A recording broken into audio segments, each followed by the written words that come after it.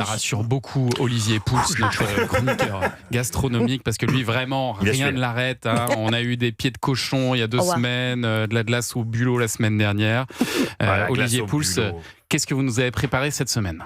Eh bien, je vais vous sortir une fois encore de votre petite routine, mon cher Thomas. Vous savez, il n'y a pas que les pommes noisettes ou les pâtes au beurre dans la vie. Attendez. Il y a des produits intéressants. Et là, je vais vous plus fin que parler ça, d'un produit que vous connaissez évidemment très bien, mais peut-être pas sous cette forme-là. Vous avez une petite cuillère, je vais vous passer 2 flacons. Et de quoi allons-nous parler ?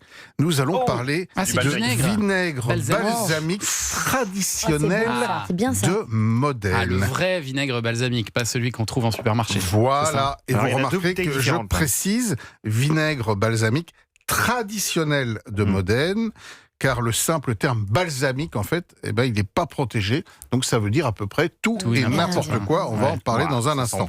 Alors, vous pouvez goûter. Allez-y, vous enverrez quelques petites gouttes, comme un sirop, dans la petite cuillère, et vous allez me dire ce que vous en pensez. Est-ce que les 2 bouteilles sont très très différentes l'une de l'autre ? Oui, évidemment, mon général. C'est pour ça que je vous en ai apporté 2. Mais donc, les 2 sont de Modène. Les 2 sont 2 niveaux de catégorie, si on peut dire, de ce vinaigre balsamique dont les premières traces remontent... mais j'ai l'impression d'avoir bu un... Ah oui, mais il y a du vinaigre quand même, ça réveille un peu. Oui, enfin, on va pas pouvoir faire de bisous avec la langue cet après-midi. Bien sûr que si. Alors, bien sûr que si. Et qui plus est, c'est très bon pour la santé de boire un peu de vinaigre comme ça. Alors, les premières traces de ce vinaigre remontent à 1508 dans le duché de Modène en Italie. Et donc l'authentique vinaigre balsamique traditionnel qui bénéficie de ce qu'on appelle nous une AOP, c'est une DOP en Italie, répond évidemment à un cahier très strict des charges. Il ne contient rien d'autre que du mou de raisin de cépages locaux qui a été cuit, qui a subi donc une piqûre acétique pour devenir du vinaigre. Une piqûre acétique ? Et oui, c'est la transformation de l'alcool en vinaigre. Il est tellement liquoreux, il coule. Et puis il est élevé dans des fûts de chêne, un élevage au minimum de 12 ans qui peut durer plus d'un siècle. Et là, celui que vous avez, mon cher Joe, comme vous voyez, c'est de la crème. Parce que là, c'est un vinaigre qui est extrêmement vieux, qui a plus de 30 ans. Ça, c'est sublime. Vous êtes sûr qu'on peut... Et donc, bien sûr, et puis vous le goûtez comme ça.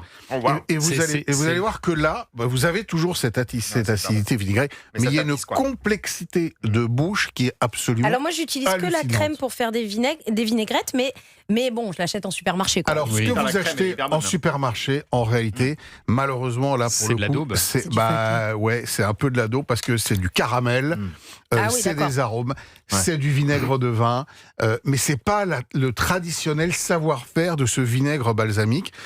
Mais c'est pas les mêmes prix non plus, Olivier, parce que ça coûte une fortune. Évidemment, ce sont pas du tout les mêmes prix. Et puis ça, quand on a ce niveau de produit là, c'est un condiment. C'est-à-dire qu'évidemment, il n'est pas question de mettre ça dans une vinaigrette pour le manger avec de la salade. Donc là, franchement, ce côté caramélisé, sucré, cette longueur en bouche, cette petite acidité qui se fait discrète, ça, vous le mettez, vous en mettez quelques gouttes sur une glace vanille. Sur une burrata, sur des fraises, par exemple, dont la saison va commencer d'ici peu. Ça marche très bien. Ça marche très bien.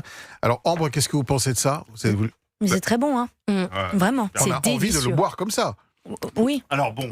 Et donc, évidemment, quand on achète du vinaigre balsamique, notamment en grande surface, d'abord, on fait attention à ce que ce soit du vinaigre balsamique au minimum IGP. Donc là, ça vous garantit une provenance italienne, un savoir-faire et un respect de cahier des charges. Traditionnel, si vous en avez les moyens, mais ça coûte effectivement un peu plus cher, mais on n'en utilise que quelques gouttes, on n'en boit pas un litre.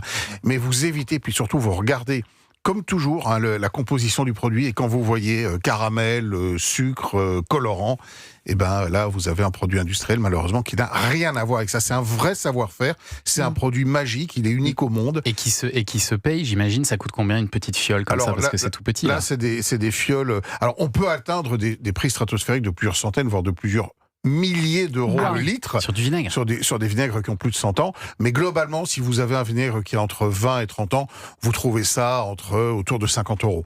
Donc ça fait quand même un peu d'argent. Ça fait cher la salade, quoi. Mais tu le gardes un moment. Non, mais tu mets vraiment 3 gouttes sur la burrata. C'est ça. Et puis vous voyez la longueur en bouche, la persistance, je suis sûr que vous l'avez toujours. Ah oui, tout à fait. Incroyable. C'est sûr que si une cuillère te dure une semaine en bouche, c'est pas cher payé. Merci Olivier Pouls. Extraordinaire. Dans un instant, on va